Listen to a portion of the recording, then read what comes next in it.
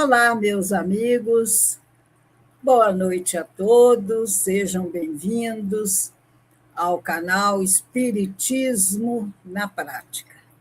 É uma alegria enorme estarmos juntos novamente, né, nessa live, nesse encontro, em que nós vamos estudar mais um pouco do Evangelho de Jesus à luz da doutrina espírita.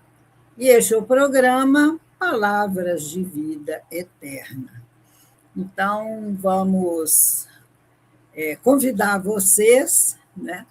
Se você ainda não é inscrito no canal, por favor, se inscreva, deixe o seu like, compartilhe os conteúdos do canal, e isso é muito importante, né?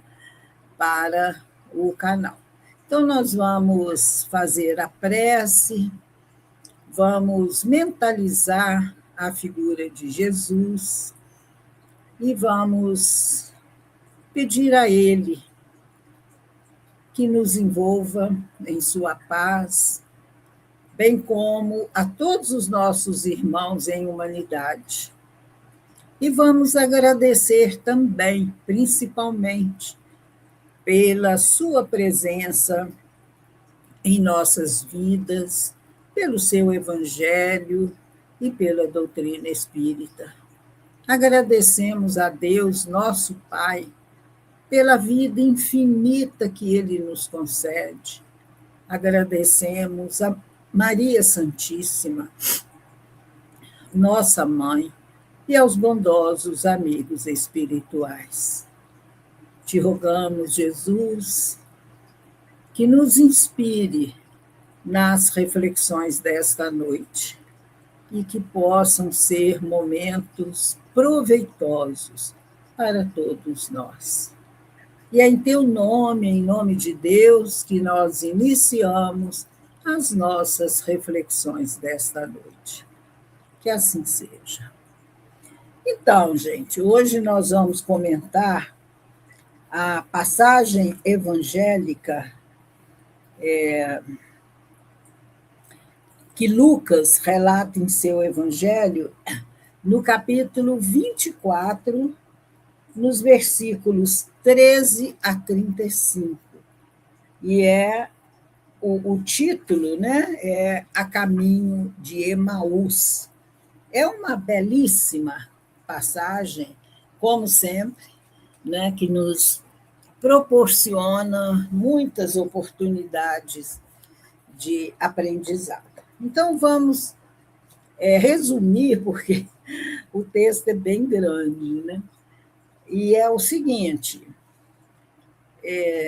depois que Jesus morreu, ele apareceu 4 vezes, né, em 4 ocasiões diferentes.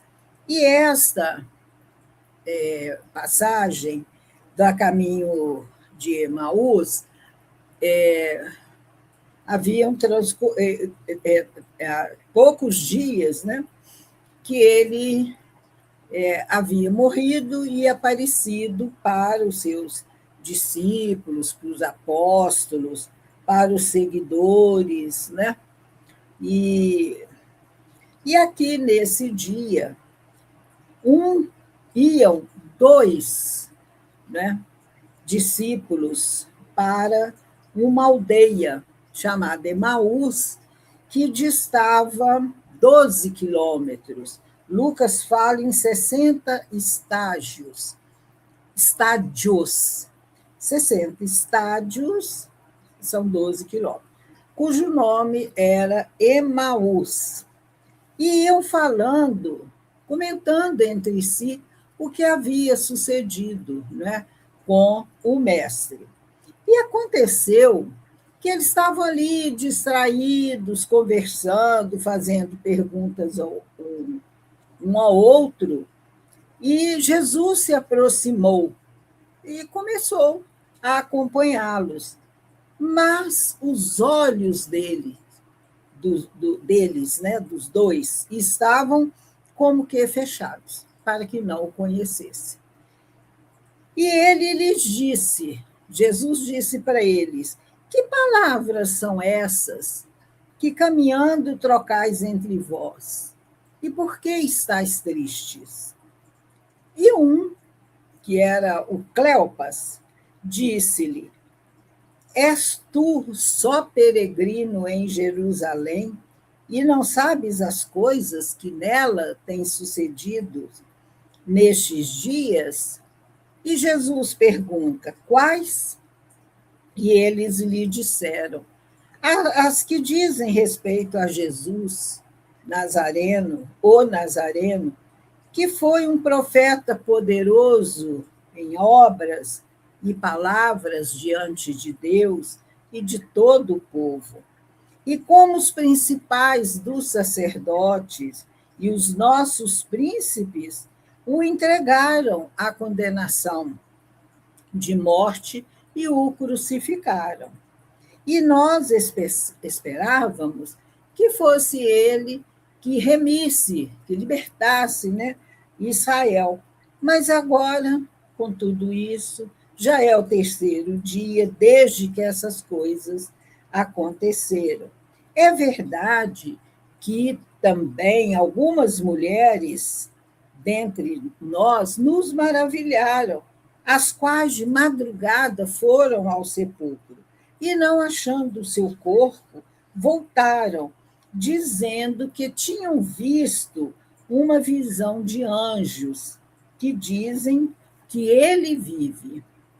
E alguns dos que estavam conosco foram ao sepulcro e acharam ser assim, como as mulheres haviam dito, porém não o viram. E ele, Jesus, lhes disse: ó nécios e tardos de coração, para crer tudo que os profetas disseram. Porventura, não convinha que o Cristo padecesse essas coisas e entrasse na sua glória? E começando por Moisés e por todos os profetas, explicava-lhes o que dele se achava em todas as Escrituras. Então, Jesus começou a explicar para ele, né, que as Escrituras diziam. E chegaram à aldeia para onde iam. E ele fez como quem ia para mais longe. Aí os dois constrangeram Jesus, dizendo: fica conosco, porque já é tarde, já declinou o dia. E entrou para ficar com eles. E aconteceu que, estando com eles à mesa, tomando o pão, o abençoou e partiu e deu a eles. Abriram-se-lhes então os olhos e o conheceram. E ele desapareceu-lhes. E disseram um para o outro: porventura não ardia em nós o nosso coração quando pelo caminho nos falava e quando nos abria as Escrituras? E na mesma hora, levantando-se, voltaram para Jerusalém e acharam congregados os 11 e os que estavam com eles, os quais diziam: ressuscitou verdadeiramente o Senhor e já apareceu a Simão. E eles lhes contaram o que lhes acontecera no caminho e como que eles o reconheceram ao partir do pão.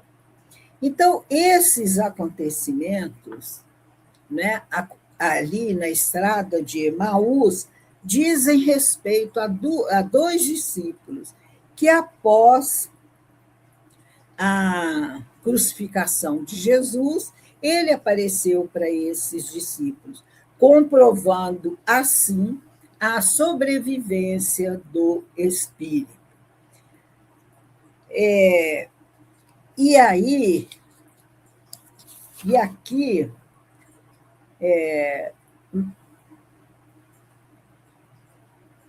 o registro de Lucas,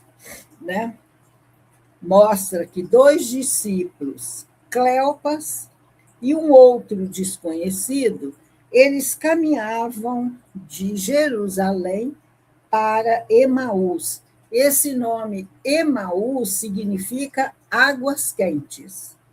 É uma cidade situada a 12 quilômetros para o norte.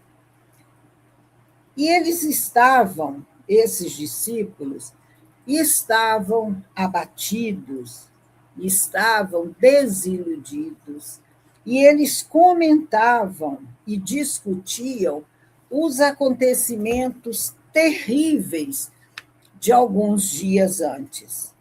Quando um estranho juntou-se a eles, manifestando ignorância da história que tanto os comovera, eles explicaram sobre o Jesus crucificado e como eles esperavam que fosse ele, o Jesus, que iria redimir Israel.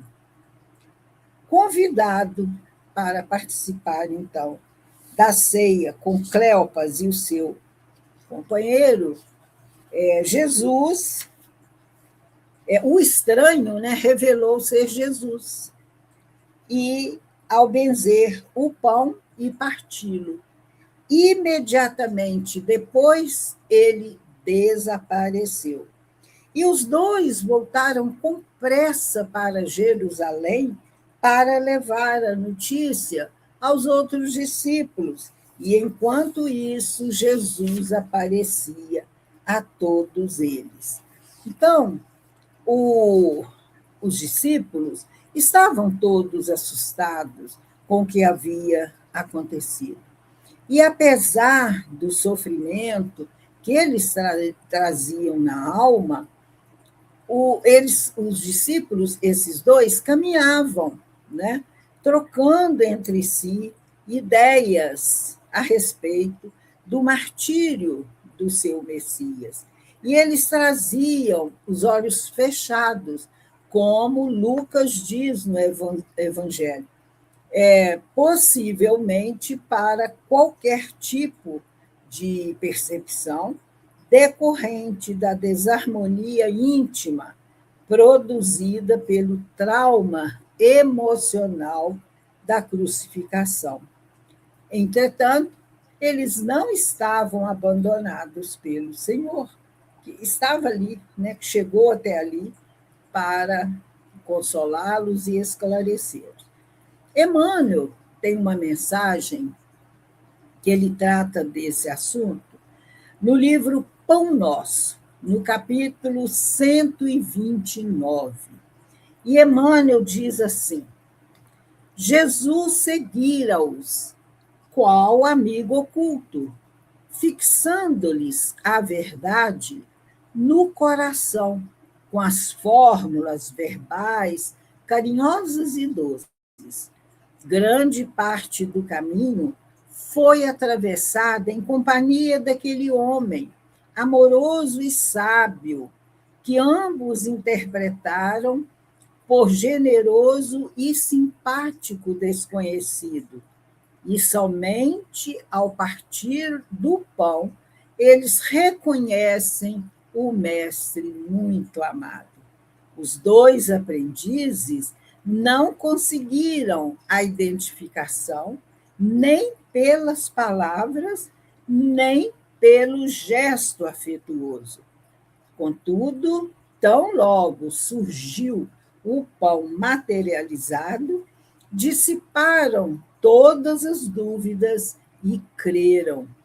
Não será o mesmo que vem ocorrendo no mundo há milênios? Pergunta Emmanuel. Então, às vezes, né, nós sentimos a presença de Jesus nos socorrendo nos momentos de dores, de dificuldade. Mas, às vezes, nós não conseguimos identificar. Precisaria ter um fato diferente que marcasse, que confirmasse que era Jesus.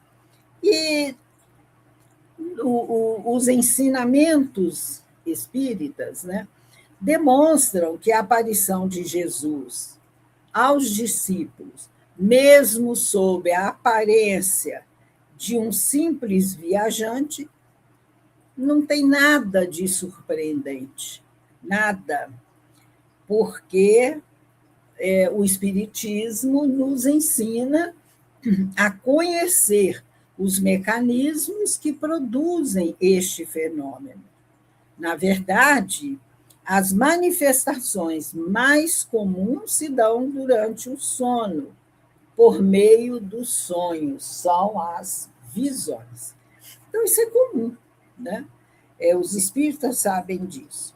No livro dos médiuns, na questão 100, no item sexto, Kardec diz o seguinte: os espíritos bem intencionados aparecem para consolar as pessoas que deles guardam saudades, para provar-lhes que existem e que estão perto delas, dar conselhos e, algumas vezes, pedir para si mesmos assistência.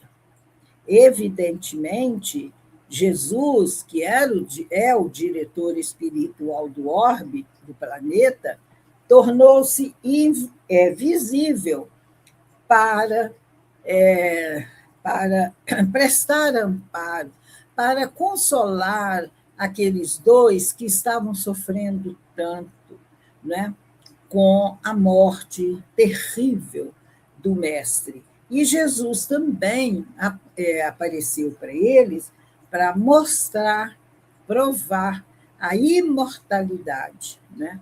Ele, todos viram ser pregado na cruz, morrer entre dois ladrões, apareceu ali vivo, não é? Então, e no item 100, mais na sétima questão, Kardec diz: a despeito das aparições espirituais serem consideradas fatos naturais, não acontecem permanentemente. Por quê? O homem, que o motivo, né, principal é que o homem está cercado de espíritos. E se ele visse, enxergasse esses espíritos o tempo todo, ele ficaria perturbado, né? Os atos dele, a vida cotidiana, ficaria embaraçada e iria tirar do homem, dos homens, a iniciativa, porque eles iam achar que os espíritos iam agir por eles, né? E ao passo que, julgando-se só, né, o homem age mais livremente. E Kardec vai falar ainda nesse item 100 de O Livro dos Médiuns, na questão 11ª, que o princípio das aparições dos espíritos é o mesmo de todas as manifestações. Reside nas propriedades do perispírito, que pode sofrer diversas modificações ao sabor do espírito, que comanda, né? Então, as propriedades do perispírito, dentre elas, tem essa de, através do seu perispírito, ele se fazer visível. Ele adensa o seu perispírito. Eles têm lá como fazer isso, né, que nós ainda não compreendemos. E ele se faz visível.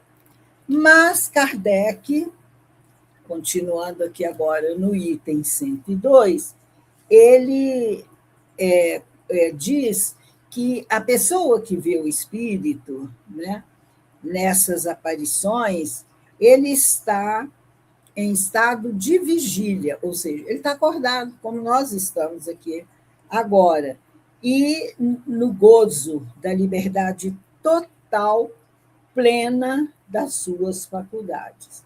E eles apresentam-se, em geral, sob a forma vaporosa e diáfana, às vezes vaga e imprecisa. Doutras vezes, diz Kardec, as formas se mostram nitidamente acentuadas, distinguindo-se os menores traços da fisionomia, a ponto de se tornar possível fazer-se da aparição uma descrição completa. O espírito tem condições de tomar todas as aparências que ele queira, e ele se apresenta da melhor forma para que ele seja reconhecível. E é o desejo do espírito. Então, ele comanda, porque o perispírito não tem a matéria rígida do corpo físico. O pensamento atua sobre ele. E, através do pensamento, o espírito pode modificar a aparência do seu espírito, do seu perispírito, caso ele queira, e se apresentar do jeito que ele deseja. Então, nós vemos Emmanuel, quando ele apareceu a primeira vez para Chico Xavier, logo assim no começo, né, da mediunidade do Chico, ele apareceu como um homem idoso, um sacerdote, que trazia uma cruz de luz atrás dele, lá naquela tal cachoeira, lá em Pedro Leopoldo, que o Chico gostava de ficar ali na cachoeira, lendo, meditando e tal. E ele aparece. Tempos depois, quando ele começa a sua missão junto a Chico Xavier, ele muda a forma e ele se apresenta como um senador romano, Públio Lentulus, que foi uma encarnação de Emmanuel, não é? Então, é muito interessante isso. Esse estudo do perispírito é muito fascinante, né? Os espíritos superiores, diz Kardec, têm uma figura bela, nobre e serena. Os mais inferiores demonstram alguma coisa de feroz, de bestial, não sendo raro revelarem ainda vestígio dos crimes que praticaram ou dos suplícios que padeceram. Então, a forma bela, nobre, serena, é a forma dos espíritos superiores. Aí, no item 104, Kardec diz assim: o espírito que quer ou pode fazer-se visível reveste, às vezes, uma forma ainda mais precisa, com todas as aparências de um corpo sólido, ao ponto de causar completa ilusão e dar a crer aos que observam a aparição que tem diante de si um ser corpóreo. Em alguns casos, finalmente, sob o império de certas circunstâncias, a tangibilidade se pode tornar real. Isto é, o que é tangibilidade? O observador pode tocar, pode palpar, pode sentir na aparição a mesma resistência, o mesmo calor que num corpo vivo, né? Ele sente isso. Mas também, mesmo o observador conseguindo fazer isso tudo, isso não impede essa tangibilidade dele, essa forma de aparência de um corpo sólido, não impede que o espírito se desvaneça, desapareça com a rapidez do relâmpago.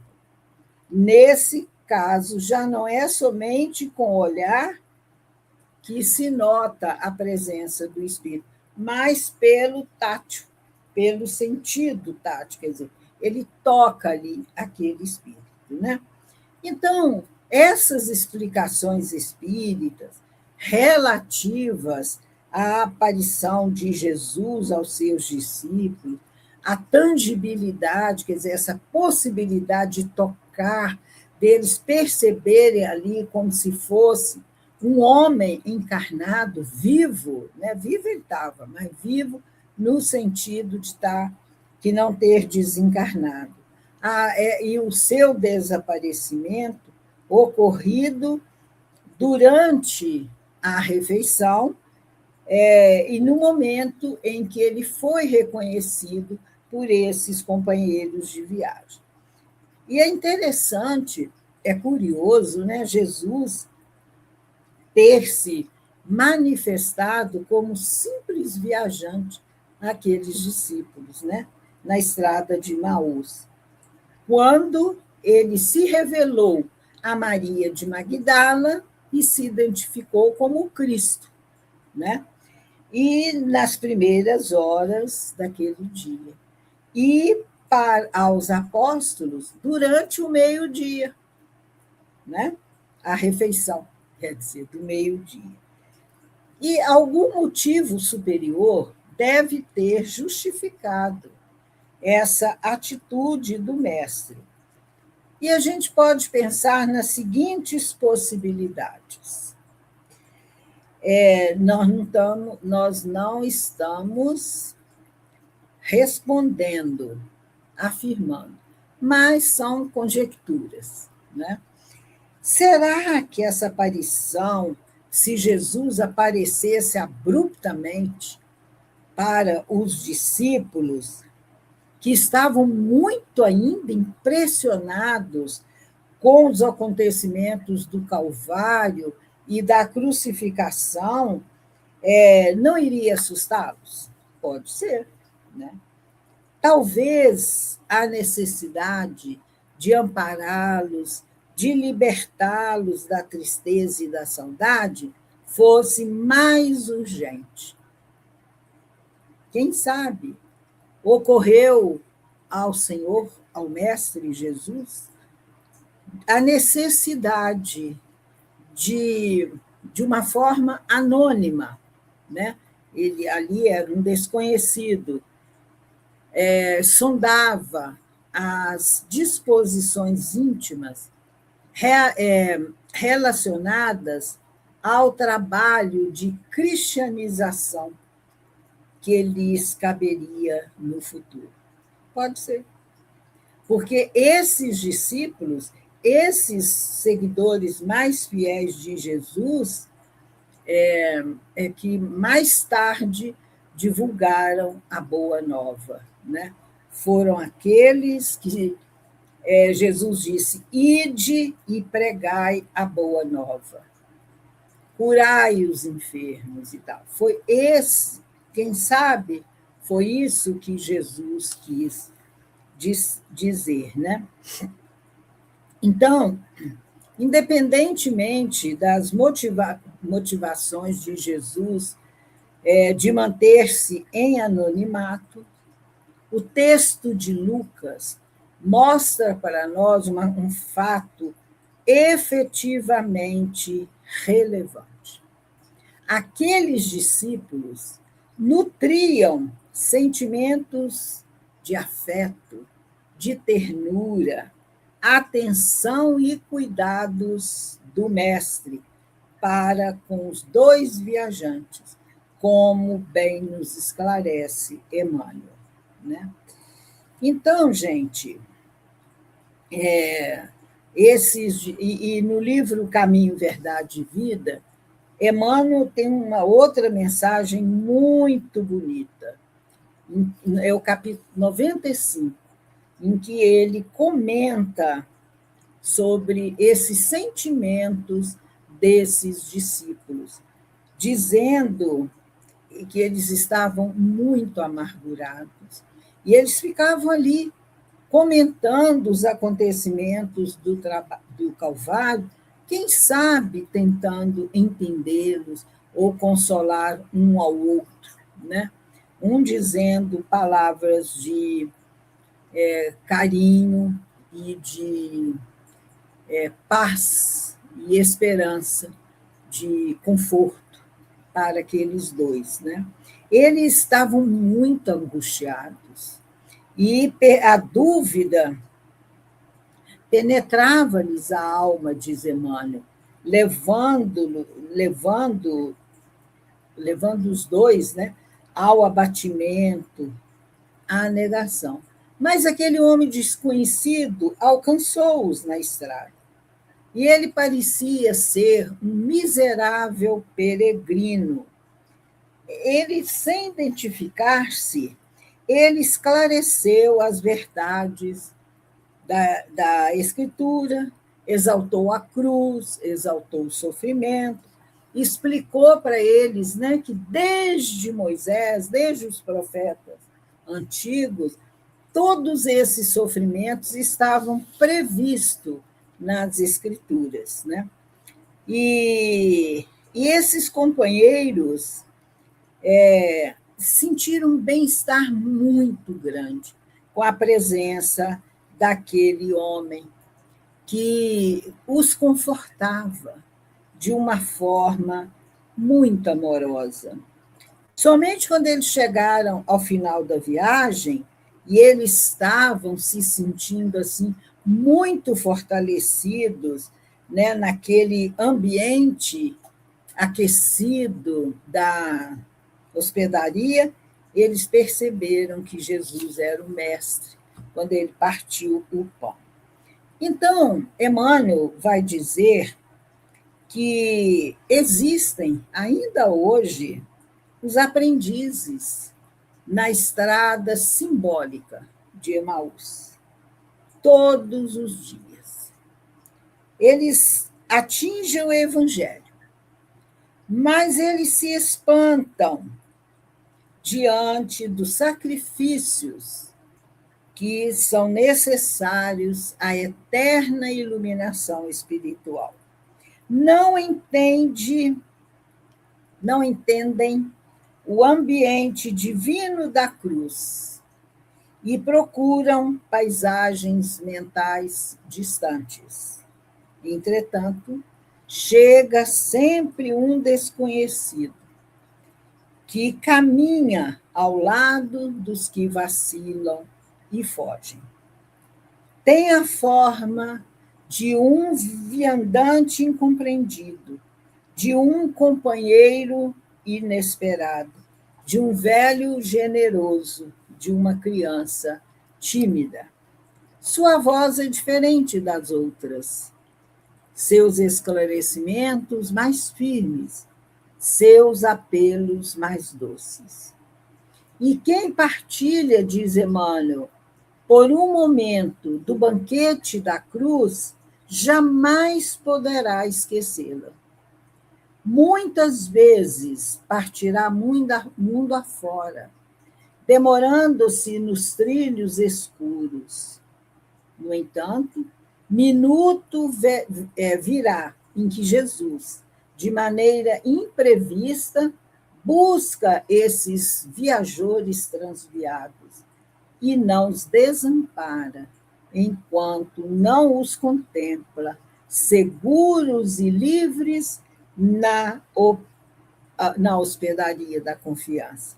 Então, é muito belo, né, essa comparação que Emmanuel faz, né, com essa estrada de Emaús, de uma forma simbólica, representa a estrada que nós somos chamados a percorrer. Então, nós nos defrontamos com o Mestre, mas nós não o reconhecemos, porque nós estamos distraídos com as coisas do mundo, ou como esses dois, né, comentando os fatos tristes que, que aconteceram, né? A mente, o pensamento está sintonizado numa outra vibração, numa outra sintonia. Então, não percebem a presença de Jesus. Quantas vezes uma pessoa vem conversar conosco num momento difícil, ou a gente abre uma mensagem de um livro espírita, ou a gente ouve uma palestra no centro espírita, e nós não identificamos a mensagem, porque às vezes a gente está tão mergulhado nos acontecimentos que precederam os nossos dias. Às vezes a gente está sofrendo tanto, angustiados, que nós não percebemos a presença de Jesus através de uma página, de um livro como Fonte Viva, esses livros espíritas que nos trazem consolo. Ou nós vamos ao centro, assistimos uma palestra, mas nós estamos tão distraídos, tão angustiados com a dor imensa que nós estamos sentindo, que nós não assimilamos, não percebemos que é Jesus falando conosco. É como se ele estivesse ali. Ou a palestra, não é? Que nos tira da ignorância, que nos dá um alento novo, mas a gente está comentando, é como os dois discípulos, com os olhos fechados, não estão percebendo, porque estão sintonizados numa faixa muito distante de Jesus. Então, gente, essa passagem, né, dessa estrada de Emaús, com esses dois discípulos, serve perfeitamente para os nossos dias de hoje. Nós precisamos ficar muito atentos às mensagens que chegam até nós, explicando, consolando, né? Confortando os nossos corações.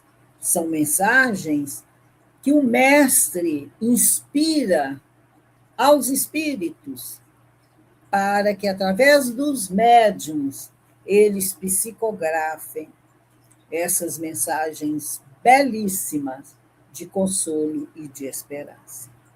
Então, eu espero que tenha sido claro, né, essas explicações, porque é uma passagem evangélica muito extensa e, assim, o tempo é pouco para a gente aprofundar. Então, procurem lá no Evangelho de Lucas essa passagem, reflitam, leiam esses livros que eu citei, de Emmanuel, Caminho, Verdade e Vida, Fonte Viva, Pão Nosso, que Emmanuel comenta essa beleza dessa passagem. E, sobretudo, o Livro dos Médiuns, no item 100, né, com as subdivisões, porque Kardec faz um item, pergunta, né, um assunto, aí depois ele vai subdividindo aquela pergunta em outras perguntas. E, geralmente, é São Luís ou Erasto que respondem. Então, fica assim muito rico e muito claro.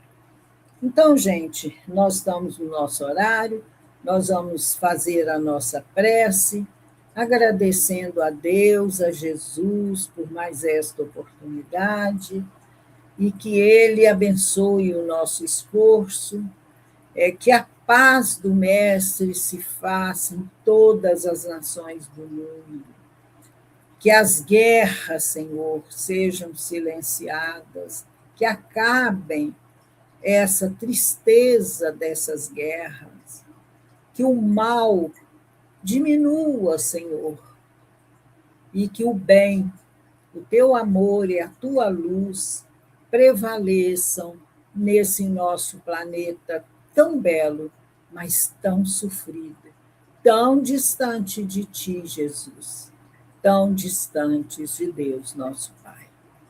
Que as pessoas, todos nós que estamos reencarnados aqui na Terra, possamos nos melhorar para que o planeta se torne um mundo melhor.